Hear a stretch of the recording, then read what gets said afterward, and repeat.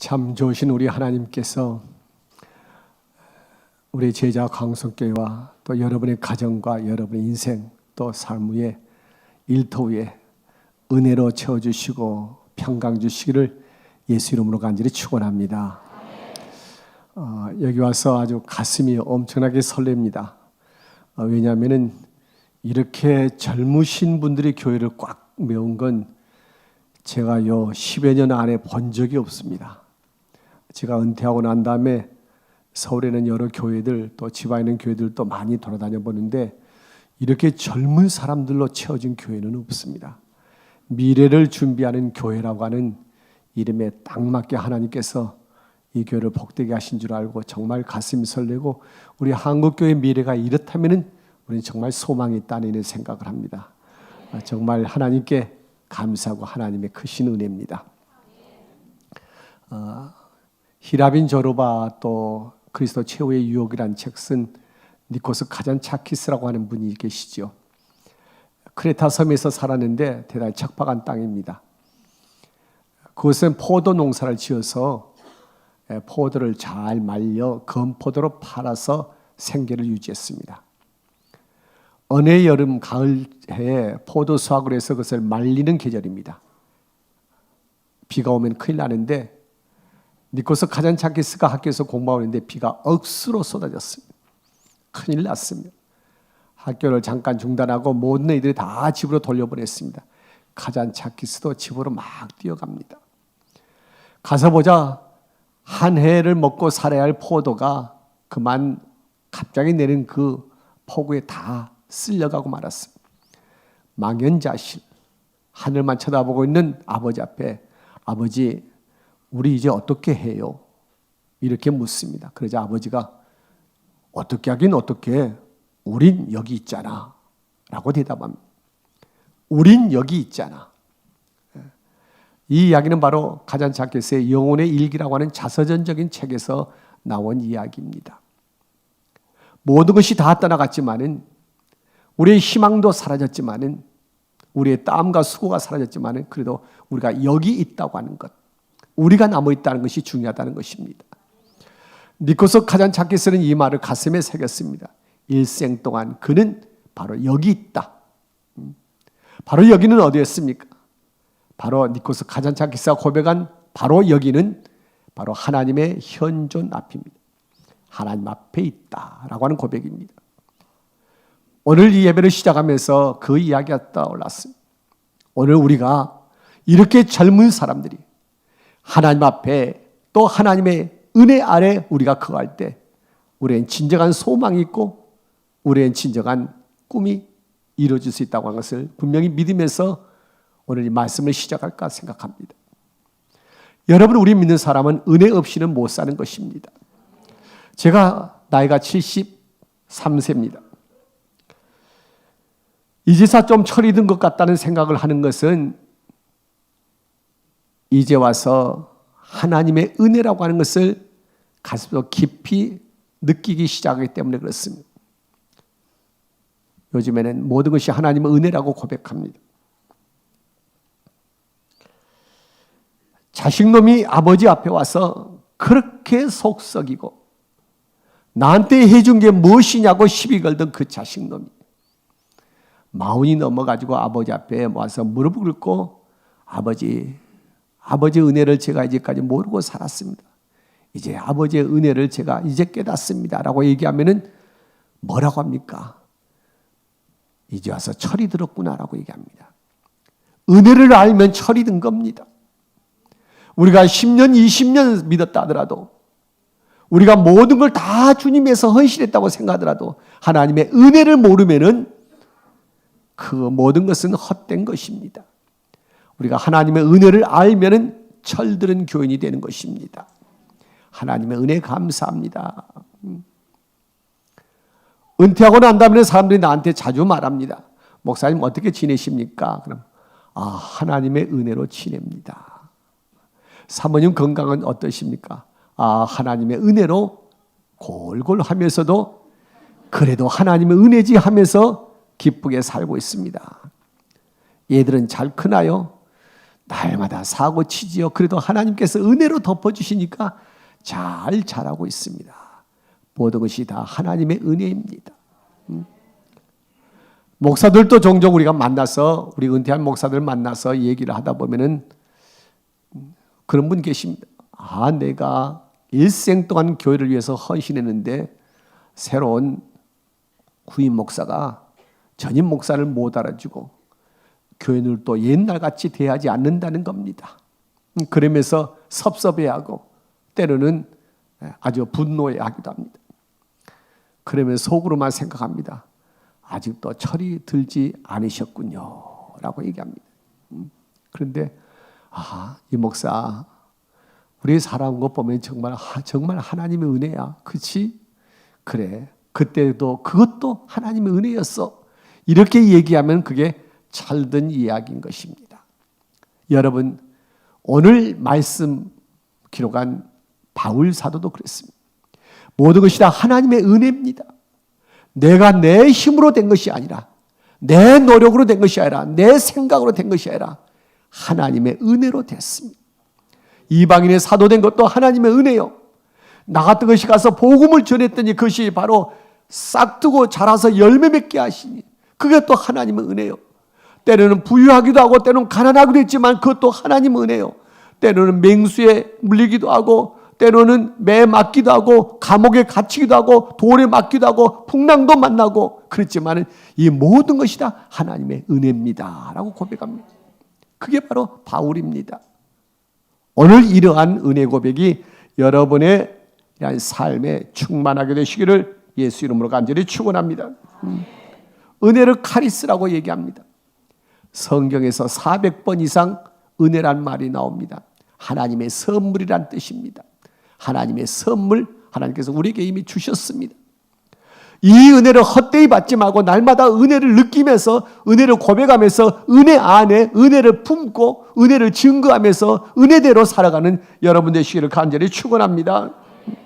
오늘 새벽에도 눈을 떴어요. 이불 속에 누워가지고 발가락을 꼼지락에 봤더니 발가락이 움직여요. 발가락 움직이네. 하나님의 은혜네. 발가락 움직이는 것도 하나님의 은혜예요. 못 움직이는 사람도 많아요. 잘 움직이면서도 그것이 하나님의 은혜인 줄 모르고 사는 사람이 얼마나 많습니까? 손가락 움직여보죠. 잘 움직입니다. 손가락 움직이네. 이것도 하나님의 은혜네. 숨도 잘 쉬어져요. 하나님의 은혜네. 하나님의 은혜라고 고백하는 그 삶은 진정한 그리스도의 삶입니다. 그런 삶은 풍성한 삶이요, 기쁨의 삶이요, 행복한 삶이 되는 것입니다. 하나님의 은혜입니다. 그러면서 생각해 봅니다. 나에게서 은혜가 빠지면 무엇이 남을까? 은혜가 빠지면 완고한 고집쟁이 영감탱이가 남습니다. 나 잘난 줄 알고, 나 혼자 똑똑한 줄 알고, 나 혼자 실력인 줄 알고, 나만 옳은 줄 알고 떠들어대는 이러한 괴상한 인간만 남을 것입니다. 내 자랑이나 늘어놓고 남에게는 인정머리 없이 몰인정한 이러한 인간만이 남을 것입니다. 그렇게 살 때도 있었습니다. 얼마나 하나님의 은혜를 깨닫기 전에는 철부지였는지 모릅니다. 자신만만했습니다. 설교도 지금 그때 온 걸 읽어보면 내용이 그렇게 깊고 오묘할 수가 없습니다. 내가 이런 설교를 했어요. 얼마나 힘있고 확신 있게 했습니까? 교회 일에는 얼마나 내가 헌신했는데요. 죽을 둥 살 둥 일했는데요. 그런데 그걸 내가 했어요. 하나님은 은혜로 한 것이 아니라 내가 했다. 내 실력으로, 내 노력으로, 내 땀으로 일을 했다고 생각했던 것이 어리석은 나였다는 것입니다. 그것이 하나님의 은혜로 일한 것이 아니라 고백할 때 나의 그것은 아무것도 아니었지만은 그것이 하나님의 은혜로 된 것이라고 고백할 때 그 일들이 비로소 아름다운 열매를 맺게 되더라는 말입니다. 여러분, 하나님의 은혜를 생각하지 아니하고 내 실력과 내 수고로 일을 하려고 하니까 어느 틈엔지 내 속에 불평이란 놈이 머리를 들기 시작해요. 원망이라는 놈이 머리를 들기 시작해요. 나는 내 실력에 걸맞은 대우를 받지 못하고 있다 하는 생각들. 내가 이렇게 열심으로 섬기는데 교인들이 알아주지 않는다고 하는 이런 원망과 섭섭함들. 그렇게 수없이 설교를 하는데도 말도 듣지도 아니하고 변화가 없다고 하는 이러한 안타까운 것들을 보면서 갑자기 일이 피곤해지기 시작했어요. 일이 피곤함. 그리고 힘은 들고 열매가 없어. 하기가 싫어서 자꾸 원망하고 모든 것들이 싫어지기 시작했어요. 자연히 내 인생은 메말라가고 황폐해져가고 내 가슴 속에는 가시가 엉겅퀴가 안에서 잔뜩 자리 잡고 됐습니다. 내 인생에 그러니까 내가 입만 벌리면 가시 같은 말이 나와가지고 착한 성도들이 가슴을 찔러서 아프게 했어요. 은혜를 잃어버린 나에게서 어떻게 장미꽃과 같은 아름다운 향기 나는 말이 나올 수가 있겠습니까? 목사가 이러니 자연히 교인들의 메말라가요. 목사가 메마르면 교인들이 메말라요. 목사가 황폐하면 교인들이 황폐해요. 목사가 가난해지면 교인들이 가난해져요. 어느 날 주일 예배를 마치고 너무 힘들어서 방에 들어와가지고 떼굴떼굴 구르면서 울면서 하나님 이제 이 목사 못 해먹겠어요. 차라리 날 데려가 달라고 이렇게 했어요. 끊임없는 분노가 그리고 슬픔이 온통 나를 사로잡아가지고 내가 어찌할까 어떻게 해야 합니까? 라고 이렇게 통과하고 있을 때 그때 바로 주님께서 나에게 주신 말씀이 오늘 본문 말씀입니다. 네가 오늘까지 이렇게 한 것이 네가 한 줄 아느냐? 내 은혜로 된 것임을 왜 너는 모르느냐?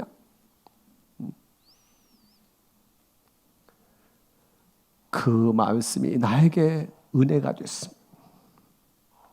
주님 정말 죄송합니다. 하나님의 은혜를 잊어버리고 나는 내가 하는 것이라고 생각했습니다. 나의 나 된 것이 하나님의 은혜인데 이거 잊었습니다. 하나님의 은혜를 잊었을 때 나는 율법적이었고 남을 비판하고 정죄했지만은 남들은 나처럼 헌신 안 한다고 나처럼 잘 믿지 않는다고 그렇게 가시로 찔러댔던 내가 그런 율법적인 내가 이제는 하나님의 은혜를 깨달으면서 모든 것을 다 품게 되었단 말입니다. 율법에 나는 죽고 은혜의 내가 새로 태어나는 순간이었습니다. 나는 2번 거듭났습니다. 죽을 마귀의 자식에서 예수 그리스도의 보혈로 하나님의 자녀가 된 것 첫 번째 태어나는 것이라면 2번째 거듭남은 바로 율법적인 내가 하나님의 은혜로 말미암아 은혜의 사람으로 새롭게 태어난 것이 2번째 태어납니다. 나의 삶은 확실히 변해갔습니다. 지난날처럼 아등바등하면서 남 도와주지 않는다고 불평하고 원망하는 내가 이제는 모든 것을 감사하면서 찬송하면서 아등바등하지 않냐고 하나님께서 하실 것이라는 믿음 가지고서 순리대로 따라갈 때 저절로 돼. 복 달라고 키를 쓰면서 주먹을 쥐고서 땅을 치면서 나무를 뽑지 않아도 하나님 은혜에 나 자신을 완전히 맡기고 있을 때 내 마음속에 기쁨과 평안이 오고 모든 문제라고 생각했던 것들이 다 해결되고 그리고 평화가 가득하는 것을 많이 느꼈습니다. 은혜 가운데 있을 때 마치 공기가 흐르는 듯이 나를 흘러가고 물이 흘러가는 것처럼 모든 것이 자연스럽게 흘러가는데 그걸 내가 내 힘으로 거꾸로 돌리려고 했던 것이 얼마나 어리석었던가를 깨닫게 됐습니다. 이렇게 바꿔지니까 교회가 새로워집니다. 목사가 풍성하니까 교인들이 풍성해져요. 목사에게서 은혜가 막 흘러 넘치니까 교인들도 막 그 은혜를 받아서 그 교인들끼리도 서로 은혜를 주고받으면서 기쁨이 충만하고 모이는 수가 날로 늘어납니다. 마치 우리 제자 광성교회처럼 날마다 모이는 숫자가 늘어나요. 뭐 감당할 수 없을 만큼 늘어나요. 이것이 바로 하나님께서 주시는 교회의 은혜의 질서요, 영적인 질서라는 것을 깨닫게 됩니다. 은혜 받으니까 여러 가지 몇 가지 목회의 변화도 왔습니다. 내 방에 김병종 교수가 그린 그림이 한 점 있어요. 약 30년 전쯤에 제가 인사동 지나가다가 전시하는데 우연히 들어가서 거기서 마음이 딱 와서 필이 꽂혀가지고 그때 목사 한 달 봉급 주고 표구값만 내고 가져가래요, 교수님이.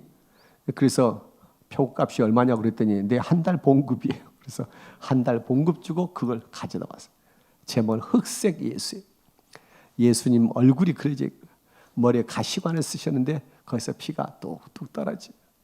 예수님의 얼굴은 새까만 흑색으로 돼 있고 가슴은 그러나 우러려간 사랑으로 빨갛게 된 그런 그림이.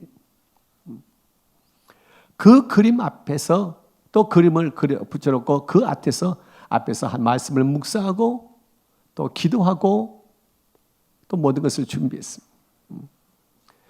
우리 주님께서는 나를 내다보시면서 울고 계십니다. 내가 울 때 같이 울어주시고 내가 기뻐할 때 거기서 함께 기뻐해 주시는 모습입니다. 그걸 느낍니다. 입을 조그맣게 그렸어요. 예수님께서 입을 크게 그려가지고 마치 불같은 사자우를 토하시는 그림이 아니라 입을 조그맣게 그리시고 눈은 감고 계십니다. 그러면서도 나의 아픔, 때로는 나의 분노, 나의 모든 그 고통까지를 전부 다 수용해서 내가 너를 안다. 그리고 내가 너와 함께 아파하마. 네 아프냐? 나도 아프다. 너 외로우냐? 나도 외로웠다. 그렇게 말씀하십니다. 쳐다보면 주님께서 나를 위해서 가시관을 쓰시고 채찍을 마셨어요. 주님께서 나에게 사랑한다고 말씀 안 하시지만은 그러나 주님께서 그 100마디의 말보다 한마디 나를 위해서 대신 맞아주신 그 채찍과 흘리는 그 피 한 방울이 나에게 더 깊은 감동을 줘요. 그러면서 고개를 끄덕, 말씀이 육신이 되셨다는 말이 바로 이런 뜻이로구나. 왜 말씀이 육신이 되셨을까요? 말씀이 말씀으로 계시지. 하나님께서 태초에 말씀으로 세상을 창조하시고 인간을 창조하신 다음에 하나님께서는 언제나 많은 말씀하셨습니다. 10가지 계명을 주셨고 그 많은 예언자를 보내셨는데 하나님께서 말씀하셔도 사람들이 말을 들어먹질 않아요. 말을 들어먹질 않아요. 그래서 마지막에는 그 아들 예수를 세상에 보내셨어요. 예수님께서 오셔서 얼마나 많은 말씀하셨습니까? 산상보훈 그 보석 같은 말씀들 하셨지만 사람들은 그 말에 변화되질 않았어요. 산상보훈 설교를 듣고서 그들이 회개하고 돌아서고 끝까지 주님을 따른 게 아니에요. 다 떠나갔어요. 그래서 예수님의 마지막 생애로 가면 점점 말씀이 적어지죠. 그리고 대신 주님께서는 그 몸으로 십자가에서 매달리심으로 바로 내가 너를 사랑한다고 하는 것을 그 몸으로 보여주신 것.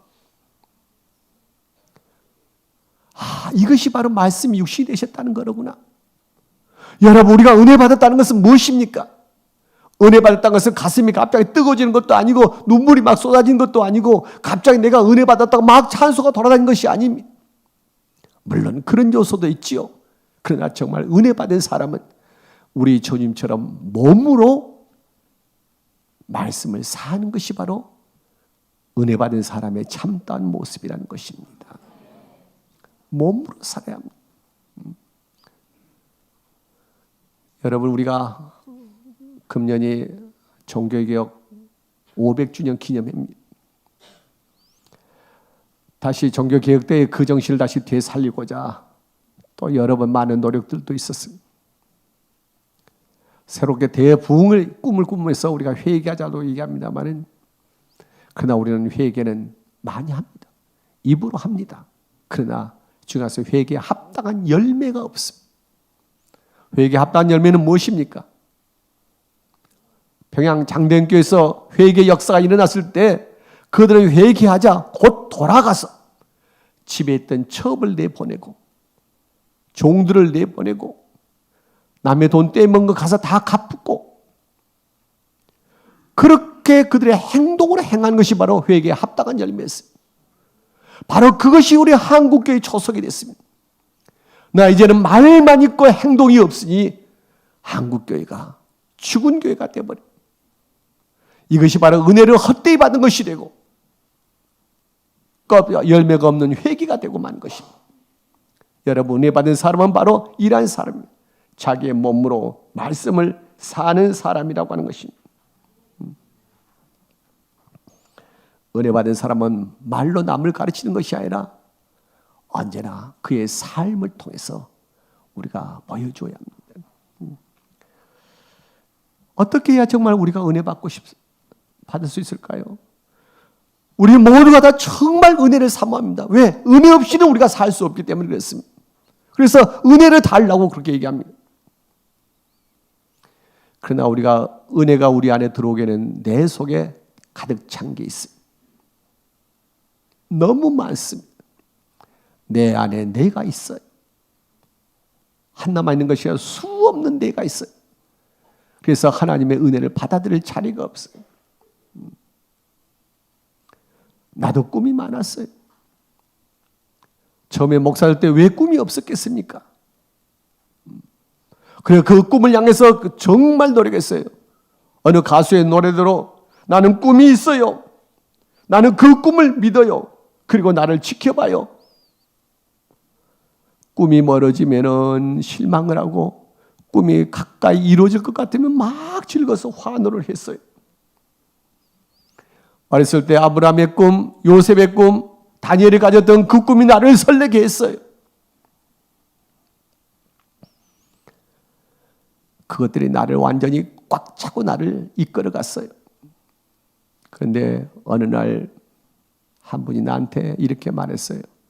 목사님은 비전이 없습니다. 꿈이 없습니다. 저는 충격을 받았습니다. 내가 교회를 섬기면서 내가 이렇게 꿈을 가지고서 일을 하는데 왜 꿈이 없다고 얘기하시는가? 집에 와서 하나님께 물었습니다. 또 묻고 또 물었습니다. 왜 내가 꿈이 없습니까? 나도 꿈이 많은 사람이고 꿈을 가지고서 이 교회를 지금까지 이끌어오지 않았습니까? 그때 하나님께서 나에게 하신 말씀이 있어요. 이 목사, 그것은 이 목사의 꿈이지 내 꿈은 아니야.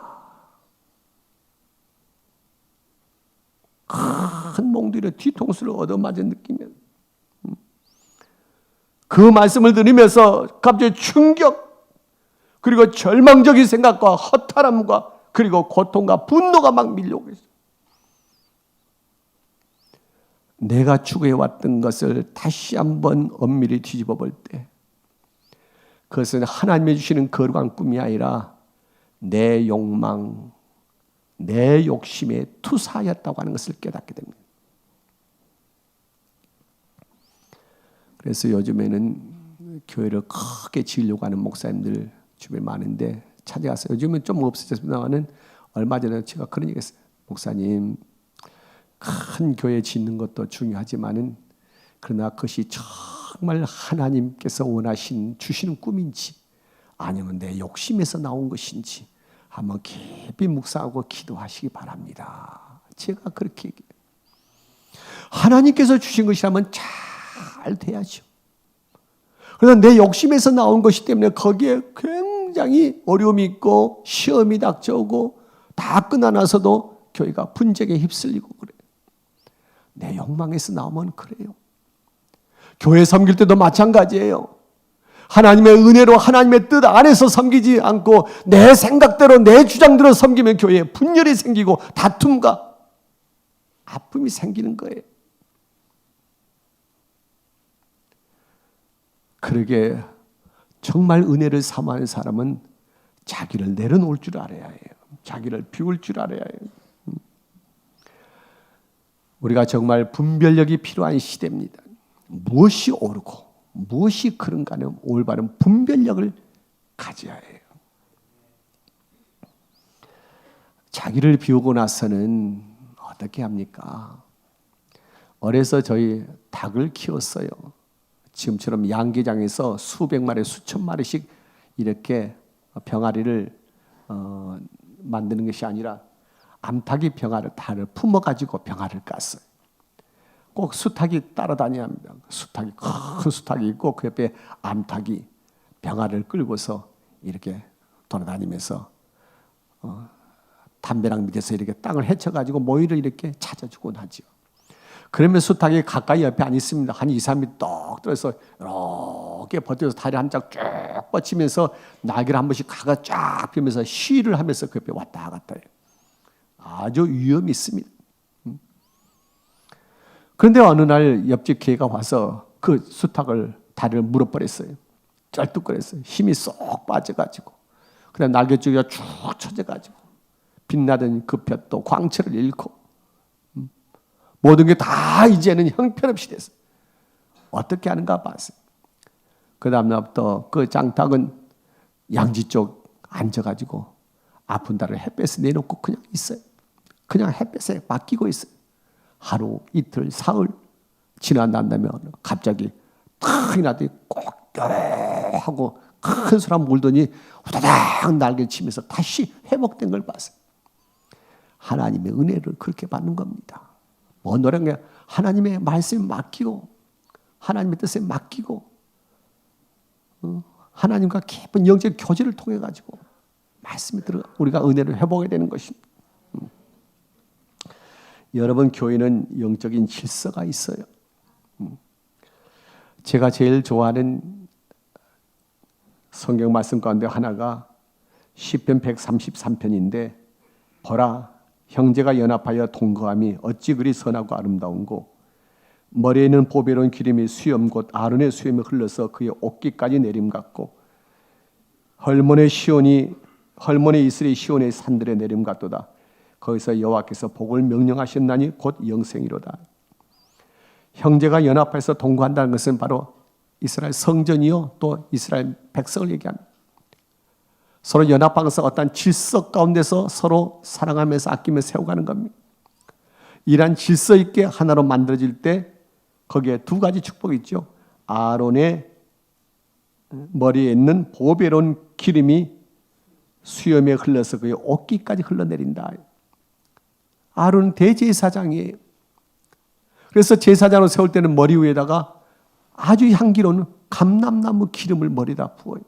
그러면 머리에 부으면 그 기름이 머리를 타고 툭툭툭툭 수염에 흘러가지고 수염을 타고서 흘러내서 옷깃에 흘러내리는데 이게 이스라엘에게 최고의 축복이에요. 최고의 영광이에요. 그럼 온 성전에 향기가 가득하게 돼요. 여러분 아론이 누구입니까?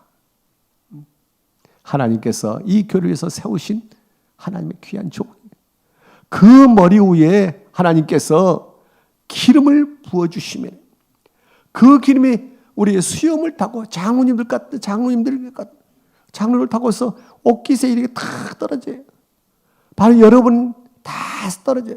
여러분의 인생에 여러분의 가정과 일터에 그 기름이 흘러들어가서 거기서 하나님의 축복의 향기가 가득하게 되는 거예요. 이게 바로 놀라운 축복의 비결이에요. 교회의 부흥의 비결이에요. 우리가 은혜 가운데 거하는 비결이에요. 그 다음에 뭡니까? 헬몬의 이슬이 시온의 산들에 내림 같도다. 이스라엘은 맨 위쪽이 갈릴리 땅, 가운데가 사마리아 땅, 맨 아래쪽 유대 땅. 유대 땅과 사마리아 땅은 메말라요. 풀 한 폭이 찾아보기 어려워요. 그런데 위에 갈릴리 땅을 보면은 눈 닿는 곳이 전부 다 초록색이에요. 비가 많이 와서 그런 게 아니에요. 거기다 비가 엄청 안 와요. 1년에 비 와봐야 600mm 내지 800mm예요. 그것까지는 어림도 없어요. 그런데 왜 갈릴리 지방이 비옥하냐? 헬몬산에서 이슬이 내려서 그래요. 갈릴리 호수 북쪽에 헬몬산은 높은 산이 있어요. 그 산 꼭대기에 눈이 하얗게 덮여 있어요. 그러면 그 눈이 아래 따뜻한 바람과 만나가지고 이슬이 돼가지고 전부 다 갈릴리 지방에 내리는 거예요. 그것 때문에 농사가 잘 돼요. 그래서 갈릴리 지방에 농사 짓기 필요한 그 강우량의 40%를 바로 헬몬산에서 내리는 이슬이 감당하는 거예요. 그 눈 녹은 물이 땅속으로 스며들어서 헬몬산 중턱에서 이렇게 솟아나오는 것이 바로 가이샤라 빌립보예요. 하나님의 축복의 샘물이 땅에서 솟아나는 것이 가이샤라 빌립보인데 거기에서 바로 주는 그리스도시요 살아계신 하나님의 아들입니다라는 베드로의 신앙 고백이 거기서 있었어요. 바로 그 고백 위에 주님께서는 교회를 세우신다고 했어요. 그러니까 그 말은 무슨 말이냐면은 바로 가이샤라 빌립보에서 주는 그리스도시요 살아계신 하나님 아들이라고 고백했던 그 자리, 축복의 자리, 생수가 흘러나오는 그 자리가 바로 교회의 터전이 된 거예요. 바로 이 교회가 그런 교회입니다. 이 교회가 그러한 가이사랴 빌립보에서의 신앙 고백 위에 세워지고 저 헬몬산 꼭대기에 눈 녹은 물이 생수가 돼서 솟아나는 귀한 역사가 이 교회를 통해서 이루어지기를 예수 이름으로 간절히 축원합니다. 여러분, 우리가 왜 목사를 위해서 기도합니까?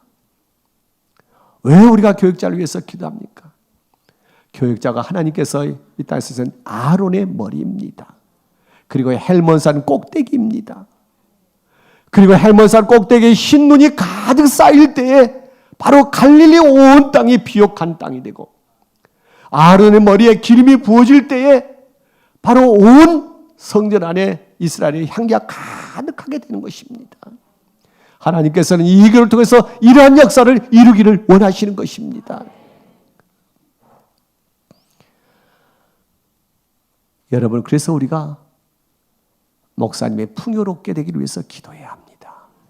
은혜가 날마다 넘치게 해달라고 기도해야 합니다. 그런데 가만히 얘기를 들어보니까 목사님이 너무 일이 많으셔요.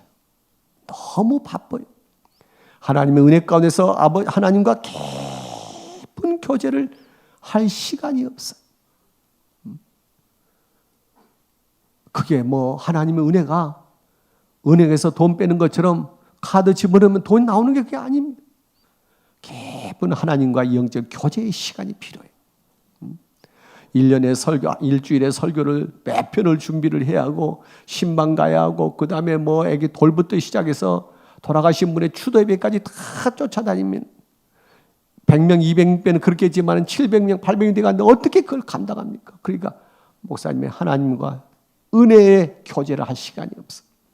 그럼 목사님 메마르게 돼요. 지금은 괜찮아요. 근데 여러분이 계속 그렇게 혹사를 하면 메마르게 돼요. 그러면 여러분의 인생이 메마르게 되는 거예요. 예를 들으니까 목사님이 자꾸 거절을 하신대요. 괜찮습니다. 괜찮습니다. 제가 이 얘기만 하고 끝낼게요. 어느 시골에서 한 청년이 서울로 공부하러 갔어요. 방학이 돼서 내려왔습니다. 동네 어르신한테 인사를 갔어요. 어르신, 저 왔습니다. 자네 왔는가? 그래, 공부는 잘하고 있는가? 예. 청년이, 어르신 방 안에 들어가십시다. 제가 인사하겠습니다. 뭐 인사하는 거죠. 뭐 무슨 인사? 하여튼 들어와. 그래서 청년이 어르신한테 얘기합니다. 어르신 앉으십시오. 제가 인사드리겠습니다. 이 사람아, 인사는 무슨 인사? 괜찮아. 그냥 앉아. 그래도 인사드려야죠. 이 사람은 괜찮다니까 왜 자꾸 그래? 그 고집도 피네. 그래서 앉아. 그래서 앉았습니다. 그러자 이 어르신이 청년을 한참 보다가 자네 여기 뭐라 화났는가? 어르신한테 인사하러 왔습니다. 그런데 왜 인사 않고 그냥 앉는가? 어르신께서 인사하지 말고 그냥 앉으라고 그러시지 않습니까? 이 사람아, 앉으라고 하는 것은 내 인사지만은 인사하는 건 자네 인사네. 나는 내 인사하고 자네는 자네 인사하게. 우리 제가 들으니까 목사님은 잘 모르는데 한 번도 개인적으로 만나서 얘기해 본 적이 없어요. 그런데 저 언뜻 들으니까 목사님이 강직하고 사모님은 더 강직하대요. 그 목사님 인사해요. 그러나 여러분 인사해야 해요. 목사님을 언제나 은혜 가운데 거하게 하십시오. 목사님을 행복하게 하십시오. 목사님 기쁘게 하십시오. 그럼 여러분의 인생이 달라요. 하나님께서 그를 통해서 헬몬산의 흰 눈을 통해서 온 갈릴리 땅을 축복하시고 교회를 축복하신 것처럼 아론의 머리에 부어진 그 기름을 통해서 온 교회를 향기로 가득하게 한 것처럼 하나님께서 귀한 종을 통해서 이러한 역사를 이루 가실 줄로 분명히 믿습니다. 하나님의 주시는 놀라운 은혜가, 은혜 없이는 우리가 못 삽니다. 이러한 은혜가 여러분의 삶에 넘치게 되기를 예수 이름으로 간절히 축원합니다. 기도하겠습니다. 거룩하시고 자비로우신 아버지 하나님, 아버지 하나님의 은혜로 살았습니다. 하나님의 은혜로 없으면 저희는 죽습니다. 아버지 하나님, 오늘도 저희가 은혜를 사모하며 왔사오니 오 아버지 하나님, 우리에게 은혜를 주시옵소서. 말씀 들을 때, 찬송할 때, 기도할 때, 봉헌할 때 매 순간순간 나를 내려놓고 하나님을 향해서 내 마음을 활짝 열고 시간 주시는 하나님의 놀라운 은혜를 저희가 가득가득 우리의 삶에 채워갈 수 있도록 도와주시옵소서. 하나님께서 은혜의 통로로 하나님의 귀한 종을 세우셨사오니 그 통로가 마르지 않도록 하나님께서 축복하여 주시옵소서. 예수님 이름으로 감사하며 기도하옵나이다. 아멘.